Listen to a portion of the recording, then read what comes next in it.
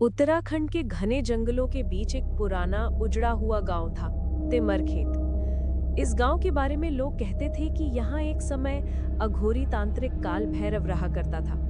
जंगल के बीच उसकी काली कुटिया थी, जहाँ से अक्सर रात को अजीब मंत्रोच्चार, चीखें और जलती आग की गंध आती थी। सालों पहले गांव वालों ने उसे गांव से बाहर निकाल दिया था, लेकिन उसके जाने के बाद भी गांव में मौतें, गायब होते लोग और अजीब घटनाएं बंद नहीं हुई।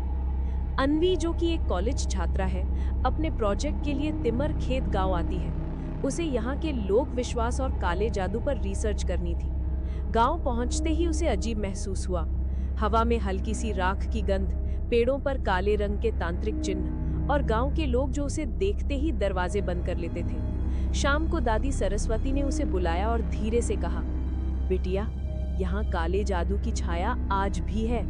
काल भैरव गया नहीं, उसकी आत्मा अब भी जिंदा है। अन्वी हंसकर बोलती है, दादी, ये सब अंधविश्वास है। दादी ने गंभीर आवाज में कहा, अंधविश्वास नहीं, शाप है। रात को अन्वी अपनी रिसर्च लिख रही थी कि खिड़की के बाहर धीमी धीमी घंटियों की आवाज आने लगी, साथ में किसी के मंत्र पढ़ने की धीमी गूंज। ओम नमः क्रूराय रक्त भक्षणाय आत्मतत्व स्वाहा। जब वो खिड़की के पास गई, उसे पेड़ों के बीच काले कपड़ों में खड़ा एक लंबा सा साया दिखा, जिसके हाथ में जली हुई मशाल थी और उसके चेहरे पर राख लगी हुई थी। वो साया अचानक पेड़ के पीछे गायब हो गया। आरव डरकर बोला, दीदी, यहाँ से चले। लेकिन अन्वी जिद पर अड़ी रही, मुझे सच जानना है। अगली सुबह अन्वी जंगल की तरफ निकल गई। कुछ दूरी पर उसे एक टूटी हुई कुटिया दिखी।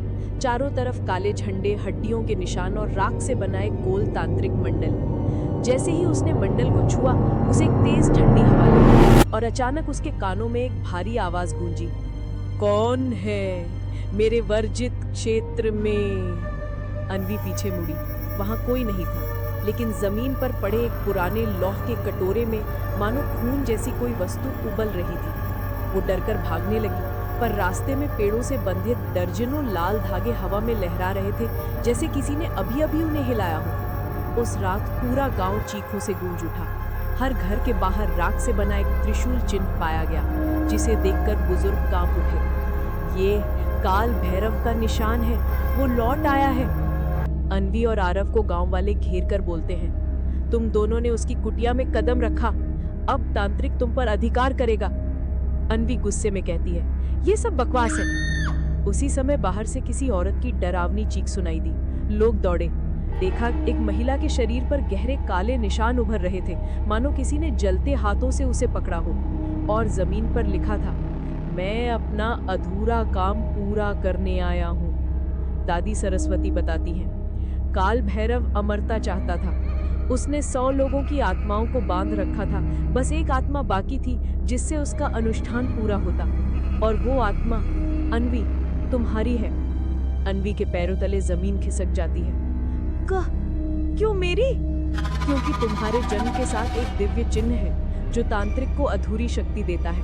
वो तुम्हें बचपन से खोज रहा है। रात 12 बजे जंगल की तरफ से ढोल और मंत्रोच्चार की आवाजें आने लगी। स्वाहा, रक्त तत्व, प्राण हरण। अन्वी को लगा कोई उसे खींच रहा है। उसके शरीर पर काले निशान उभरने लगे। आरव और दादी उसे पकड़े हुए थे। अचानक हवा में राख उड़ने लगी, पेड़ कांपने लगे और सामने प्रकट हुआ तांत्रिक काल भैरव। इसके शरीर पर राख, गले में खोपड़ियां और आंखें पूरी तरह लाल। वो चिल्लाया, आज मेरा अनुष्ठान पूरा होगा।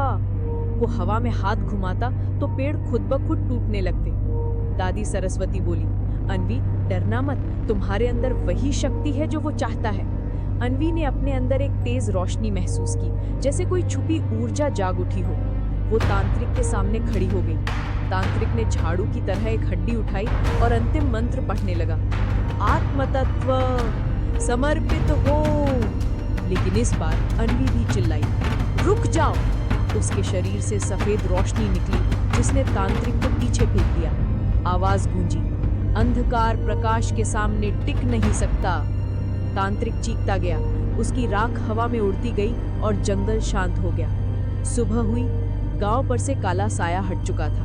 जिस कुटिया में डर का राज था, वो पूरी तरह जल चुकी थी। दादी ने मुस्कुराकर कहा, अन्वी, तुमने इस गांव को मुक्त कर दिया। लेकिन जाते जाते अन्वी ने देखा, पेड़ के पीछे उसी जगह जहां तांत्रिक खड़ा रहता था, एक काला साया धीरे से हिलता हुआ गायब हो गया और उसके कानों में धीमी फुसफुसाहट आई, मैं वापस आऊंगा।